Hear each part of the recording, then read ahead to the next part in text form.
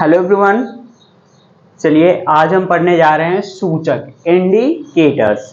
ठीक है, इसमें देखिए पढ़ेंगे, इसमें देखिए सूचक पढ़ेंगे। ठीक है, और सूचक कितने प्रकार के होते हैं ये पढ़ेंगे। ठीक है, तो सबसे पहले देखिए सूचक क्या होते हैं। देखिए वे पदार्थ जिनका उपयोग क्या किसमें होता है, किसी अनुमापन में। वे पदार्थ जिनका उपयोग किसी अनुमापन को क्या कहते हैं, टाइट्रेशन बोलते हैं। टाइट्रेशन में उदासीन बिंदु या अंतिम बिंदु को निर्धारित करने के लिए किया जाता है। ठीक है, उदासीन बिंदु या अंतिम बिंदु को निर्धारित करने के लिए किया जाता है, वही क्या कहलाता है, सूचक कहलाता है। ठीक है, तो क्या लिख लेंगे इसमें, देखिए लिख लीजिए सूचक। देखिए क्या होते हैं, वे पदार्थ जिनका उपयोग, सूचक में क्या लिखेंगे, वे पदार्थ जिनका उपयोग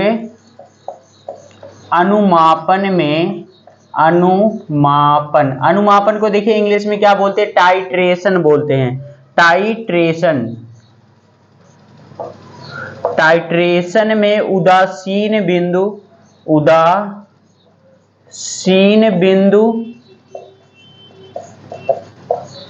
या अंतिम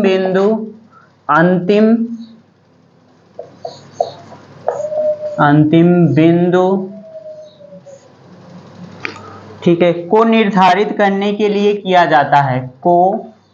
निर्धारित करने के लिए किया जाता है। निर्धारित करने के लिए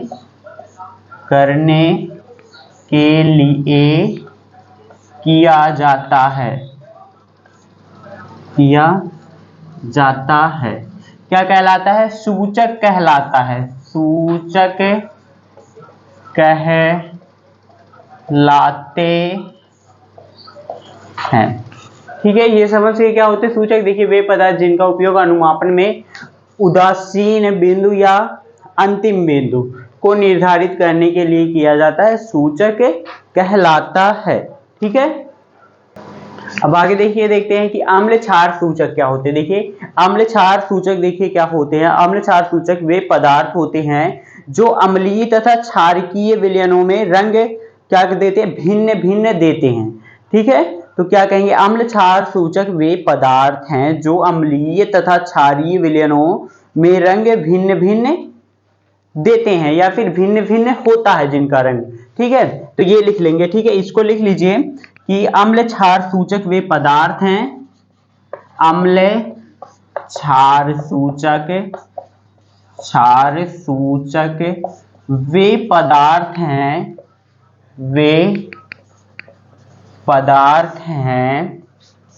जिनका अम्लीय तथा क्षारीय विलयनों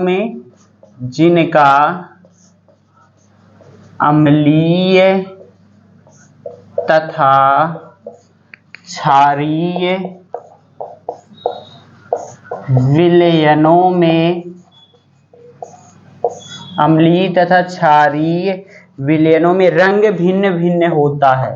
रंग भिन्न होता मीन्स अलग अलग क्या होता है। ठीक है, समझ गए। अम्ल क्षार सूचक क्या होते हैं, वे पदार्थ जिनका अम्लीय तथा क्षारीय विलयनों में रंग क्या होता है, भिन्न भिन्न होता है। देखिए ये विलयन के क्या करते हैं, अम्ल क्षार जो सूचक होते हैं ये विलयन में हाइड्रोजन आयन मतलब कि H+ आयन का जो सांद्रण होता है, या फिर OH- मतलब हाइड्रोक्साइड आयन, ठीक है, कि जो सांद्रण होता है, अर्थात कह सकते हैं pH मान परिवर्तित होने की सूचना अपने रंग को परिवर्तित करके देते हैं। ठीक है, तो ये भी देखिए लिख लीजिए, ये भी बहुत इंपॉर्टेंट है, ये 3 पॉइंट लिख लीजिए। मतलब कि जो अम्ल क्षार सूचक होते हैं ये विलयन में हाइड्रोजन आयन लिख लेंगे, ये विलयन में, मतलब ये पॉइंट करके ऐसे लिख लेंगे, ये विलयन में H+ आयन, ये क्या है, हाइड्रोजन आयन क्या लिख लेंगे, हाइड्रोजन आयन सांद्रण अथवा करके हाइड्रोक्साइड आयन, ये क्या है, OH- आयन सांद्रण अर्थात अर्थात पीएच मान के परिवर्तित होने की सूचना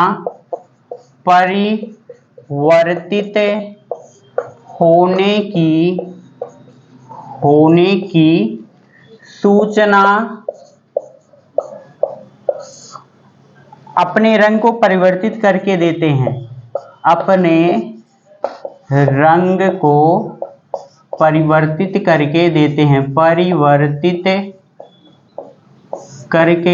हैं,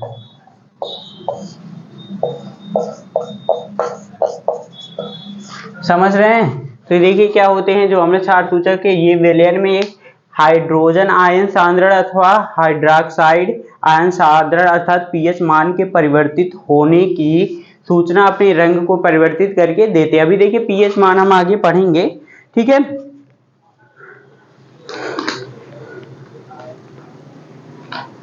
अब चलिए देखते हैं कि अम्ल क्षार अनुमापनों में, मतलब कि जो अम्ल क्षार अनुमापनों में ये कितने प्रकार के होते हैं, ठीक है। मतलब जो सूचक होते हैं ये कितने प्रकार के होते हैं, ठीक है। तो अब चलिए ठीक है, यहाँ पे लिख लीजिएगा कि अम्ल क्षार अनुमापनों में अम्ल क्षार अनुमापनों में,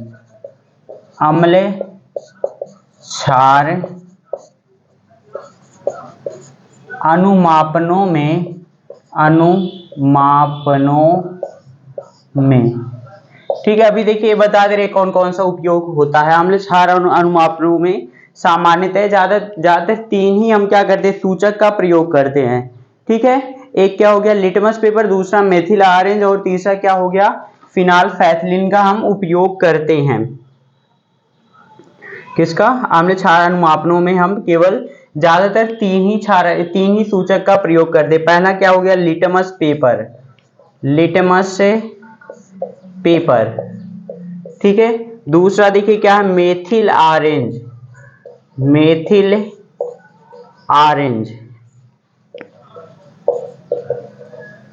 और एक है तीसरा है तथा फिनाल्फैथिलीन, क्या है फिनाल्फैथिलीन,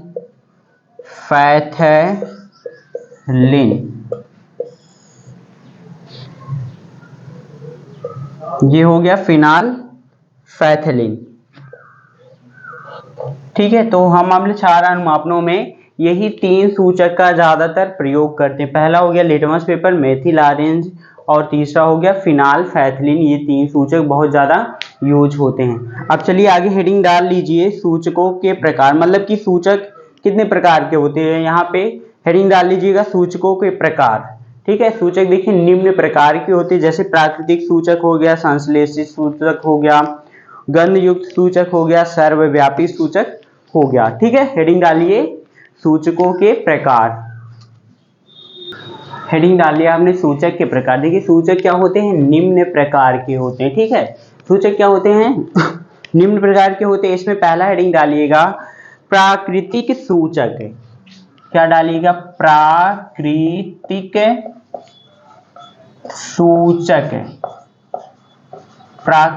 सूचक, इसको देखिए इंग्लिश में कहते हैं नेचुरल इंडिकेटर, ठीक है। देखिए ये क्या होते हैं,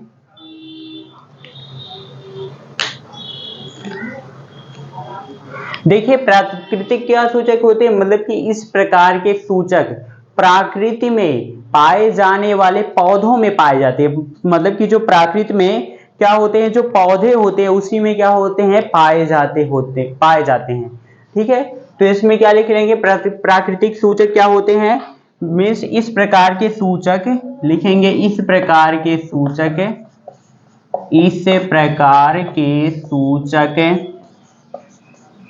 प्रकृति में पाए जाने वाले पौधे, प्रकृति में पाए जाने वाले पौधों में पाए जाते हैं, पौधे में पाए जाते हैं,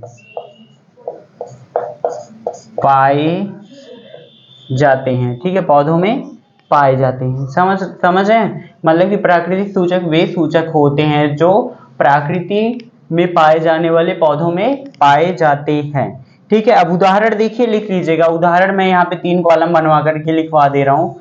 उदाहरण में ये आपका सूचक हो जाएगा।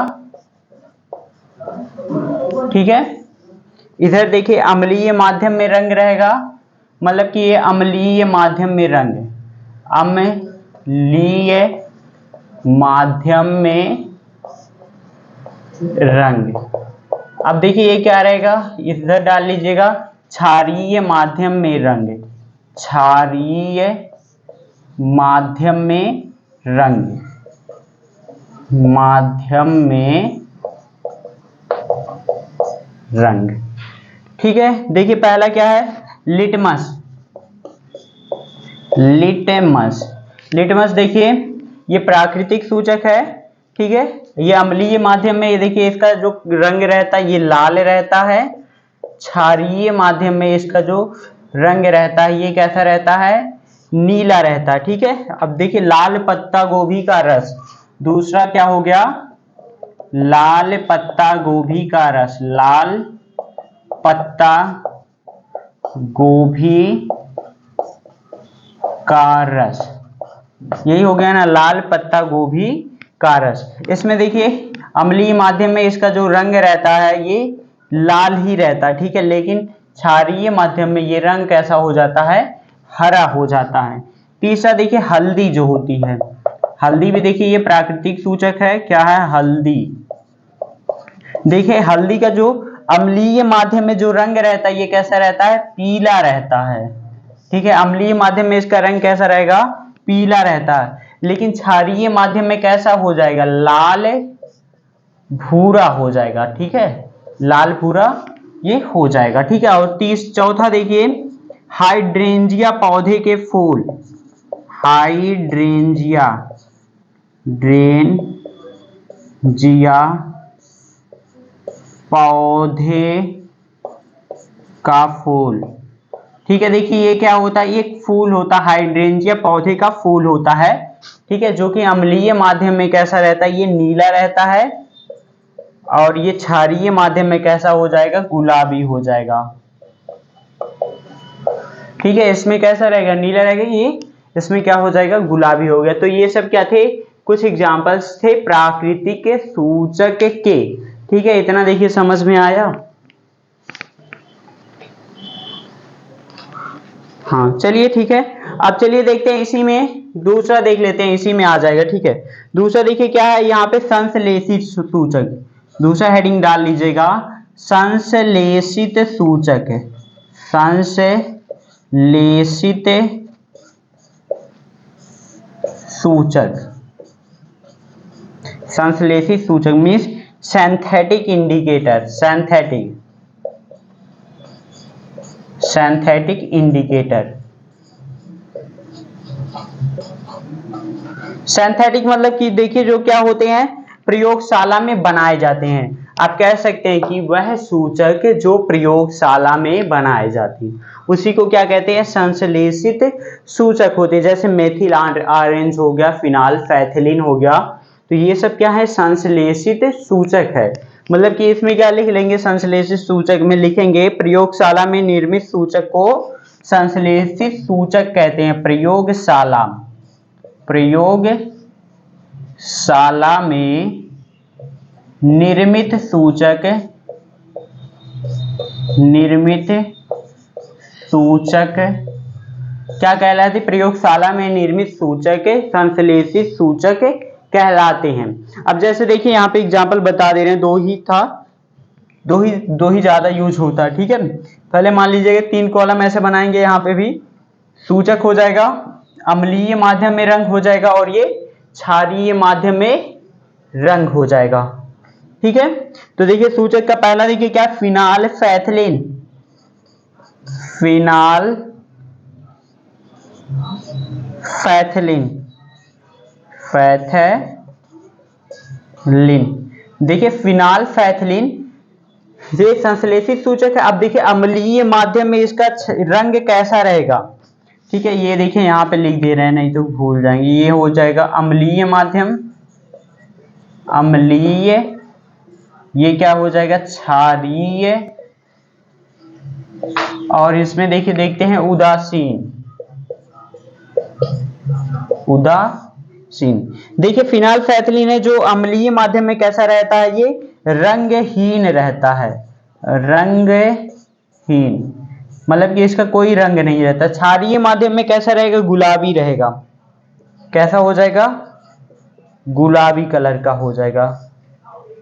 लेकिन उदासीन में भी क्या रहता है, ये रंगहीन ही होगा, रंगहीन होगा। ठीक है, अब चलिए दूसरा देखते हैं मेथिल ऑरेंज। ये क्या है, मेथिल ऑरेंज। देखिए मेथिल ऑरेंज ये भी क्या है, संश्लेषित सूचक है। अब देखिए ये क्या होता है, अम्लीय माध्यम में कैसा होता है, ये लाल कलर का होता है। ठीक है, क्षारीय माध्यम में ये पीला कलर का होता है। ठीक है, और देखिए उदासीन में ऑरेंज कैसा होता है, इसका रंग उदासीन में रंग हो जाएगा, ये ऑरेंज कलर का होता है, ऑरेंज। ठीक है, समझ रहे हैं। तो ये क्या हो गया, संश्लेषित सूचक हो गया। देखिए ये तीनों इंपॉर्टेंट है। पहला तो लिटमस है, बहुत ज्यादा यूज होता है लिटमस का। फिर दूसरा आपका ये फिनाइलफैथिलीन हो गया। तीसरा क्या हो गया, मेथिल ऑरेंज। तो इन्हीं तीनों का हम देखिए अम्ल क्षार जो अनुमापन होता है, इन्हीं तीन सूचकों का ज्यादातर उपयोग करते हैं। ठीक है, इतना देखिए समझ में आ गया। चलिए ठीक है, इतना आ गया। अब चलिए हेडिंग डाल लीजिए, गंध युक्त सूचक है अगली हेडिंग। ठीक, हेडिंग आपने डाल लिया, गंध युक्त सूचक। ठीक है, मीन्स ऑल्फैक्टरी इंडिकेटर्स। देखिए गंध युक्त सूचक क्या होते हैं, देखिए विशिष्ट गंध द्वारा अम्ल व क्षार को पहचानने में प्रयुक्त होने वाले सूचक गंध युक्त सूचक कहलाते हैं। ठीक है, मीन्स फिर से बताएं, देखिए विशिष्ट गंध द्वारा अम्ल व क्षार को पहचानने वाले सूचक क्या कहलाते हैं, गंध युक्त सूचक कहलाते हैं। तो इसकी देखिए डिफिनेशन आप यहाँ पे लिख लीजिए, क्या है, विशिष्ट गंध द्वारा अम्ल व क्षार को, मीन्स विशिष्ट गंध द्वारा अम्ल व क्षार को पहचानने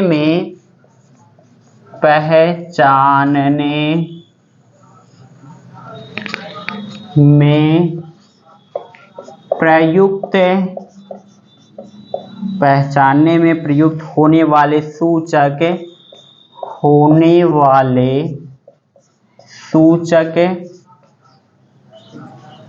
क्या कहलाते हैं, गंध युक्त सूचक कहलाते हैं, गंध युक्त सूचक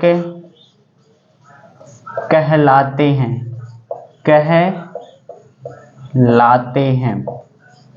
ठीक है, समझ रहे हैं। तो गंध युक्त सूचक क्या होता है, विशिष्ट गंध द्वारा अम्ल व क्षार को पहचानने में प्रयुक्त होने वाले सूचक गंध युक्त सूचक कहलाते हैं। ठीक है, देखिए ये क्या होते हैं, इनकी जो गंध होती है अम्लीय या क्षारीय माध्यम में क्या होती है, परिवर्तित होती है। इनकी जो गंध होती है अम्लीय व क्षारीय माध्यम में परिवर्तित होती है। एग्जाम्पल के लिए देखिए, उदाहरण के लिए जैसे हो गया प्याज, एग्जाम्पल के लिए क्या लिख लेंगे, प्याज। ठीक है, और क्या, वनीला। ठीक है, व लौंग आदि। ठीक है, ये क्या है, लौंग है आदि लिख लेंगे। देखिए जो प्याज है, वनीला है, ये लौंग है।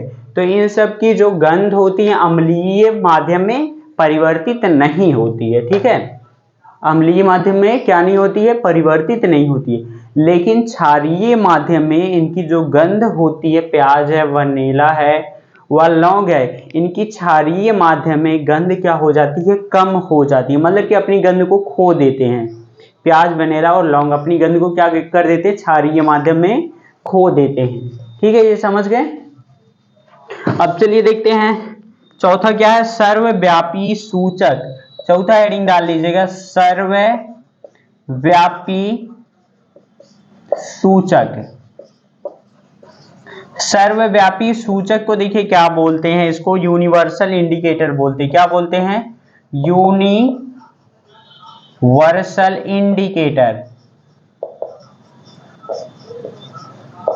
ठीक है, क्या बोलते हैं? यूनिवर्सल इंडिकेटर, सर्वव्यापी सूचक। अब देखिए इसको ध्यान से देखिएगा, देखिए क्या होते हैं, देखिए ये सर्वव्यापी सूचक क्या होते हैं? विभिन्न प्रकार के सूचकों को परस्पर एक दूसरे में मिला करके एक मिश्रण निर्मित किया जाता है। ठीक है, मतलब कि ढेर सारे सूचक को एक चीज में मिला करके उसका मिश्रण को निर्मित किया जाता है। ठीक है, जो हाइड्रोजन आयनों की विभिन्न सांद्रताओं के सापेक्ष भिन्न भिन्न रंग प्रदर्शित करता है, इसे क्या कहते हैं? सर्वव्यापी सूचक कहेंगे। ठीक है, मतलब ढेर सारी सूचक को मिला करके हम क्या कर लेंगे? एक सूचक का निर्माण करेंगे। वो सूचक क्या होगा? जो हाइड्रोजन आयनों की अलग अलग सांद्रताओं के सापेक्ष अलग अलग रंग प्रदर्शित करेगा, वही क्या होगा? सर्वव्यापी सूचक होगा। ठीक है, चलिए इसकी परिभाषा लिख लीजिए, क्या होता है देखिए, विभिन्न प्रकार के सूचकों को परस्पर विभिन्न प्रकार के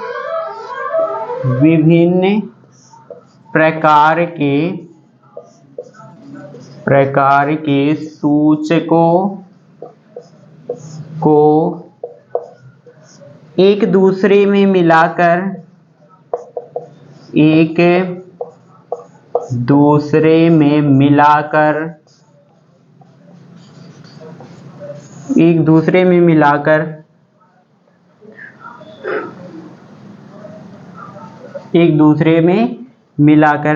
एक मिश्रण निर्मित किया जाता है, एक मिश्रण निर्मित किया जाता है,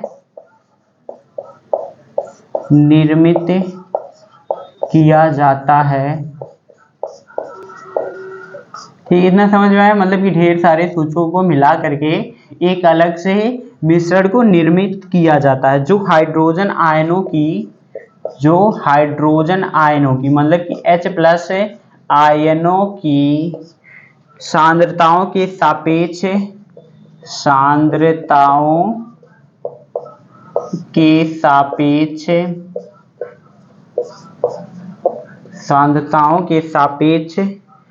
भिन्न भिन्न रंग प्रदर्शित करता, भिन्न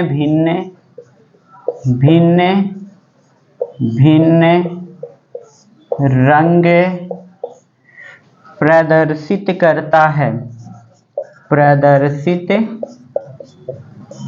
करता है। ठीक है, इसे ही देखिए क्या कहेंगे? सर्वव्यापी सूचक कहेंगे। ठीक है,